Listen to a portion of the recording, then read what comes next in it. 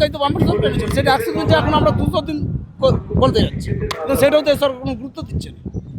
কিন্তু সেই কাজও তো বন্ধ বন্ধ। টাকা পায় না। এরপর এই রাজ্যের মানুষকে আরো অনেক কিছু দেখতে হবে।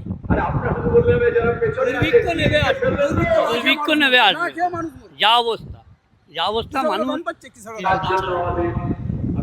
সারের দাম মানে কৃষকের ঠিকঠাক মজুরিটাও তারা কিচ্ছু দিচ্ছে না। ক্ষেত মজুরি খেয়ে কিচ্ছু, ধানের দাম নেই, কিছু নেই। উল্টে সার আরো বেশি সারের দাম প্রচুর মানুষ চাচ্ছে। প্রচুর, সারের দাম প্রচুর।